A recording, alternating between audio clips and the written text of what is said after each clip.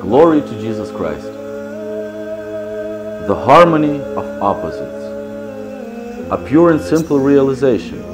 Beings of opposite natures can unite in a concord of harmony. There is a harmony, for instance, among the seasons. Spring follows winter, summer follows spring, and autumn follows summer.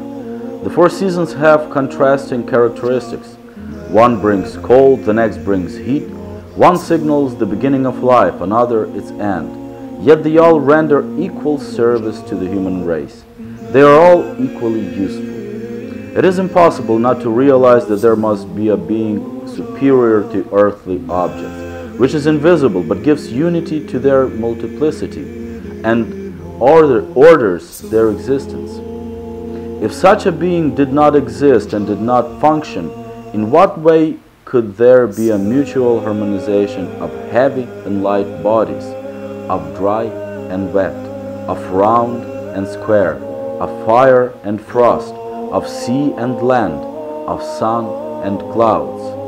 The nature of each of them is different from that of every other. A terrible discord would be inevitable.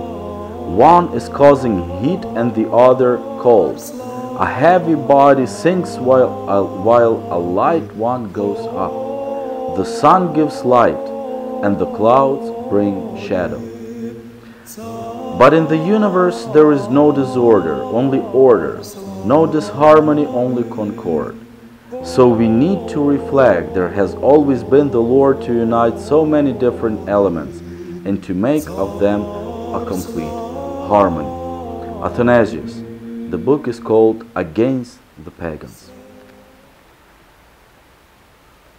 Those of you who listen to this reading from the book from Athanasius, and those of you who are knowledgeable in physics and math and modern day cosmology will say, well, this is an author of early age and he did not know many of the things that give explanation to why this and this happens, why the opposites, what he calls the opposites of the world, are united to bring harmony, why there is winter and why there is summer, why there is heat and why there is cold. Indeed, our modern day in technology and physics, we went very much ahead in understanding how matter functions. What are the rules, the principles, the laws that govern all these physical events. And even after all this development that we went through, there is no complete understanding of the most intricate reasons for existence of things and for the most intricate laws that govern the relationship between the small world, the world of atoms and quarks and these things, and the macro world of planets and galaxies. There are still a lot of questions. We probably made more questions that we answered by going forward in our development of our sciences. But this passage from today is very important for our spiritual life and for our spiritual growth, for understanding of our spiritual life and growth. Why that is? It is because as we look around us, there is a realization that we also have when we look around the world, when we look into distant galaxies. We see how small we are, how not unimportant, but uninfluential. We don't have any impact on this wide universe. The same goes about our human life, about our spiritual life, about our moral lives.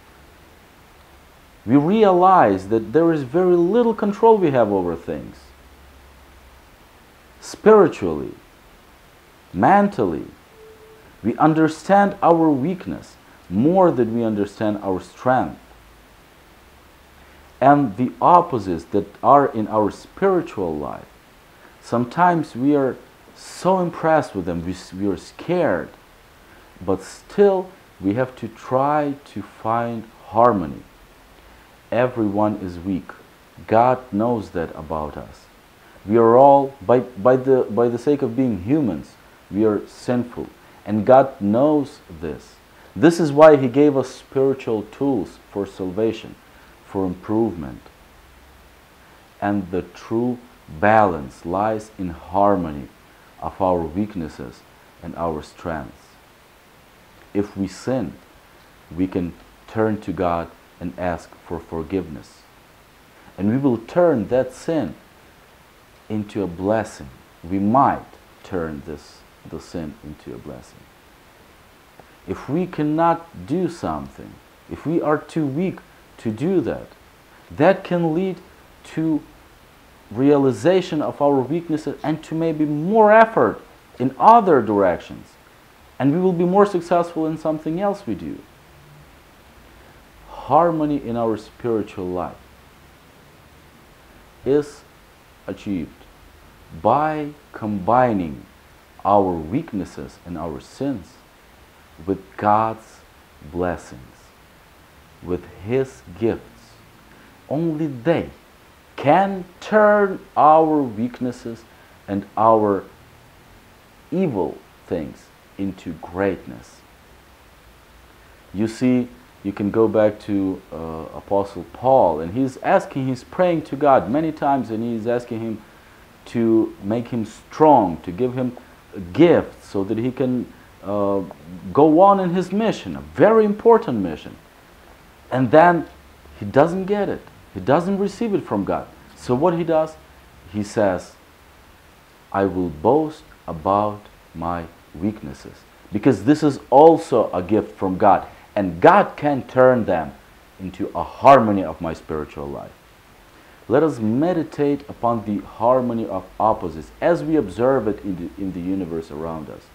But let us pursue the harmony, the spiritual harmony of our lives by bringing the opposites in our moral and our spiritual lives together and bringing them to Christ, because through His name everything is possible, and His blessing and His grace can turn even the worst of our weaknesses into the greatest of things.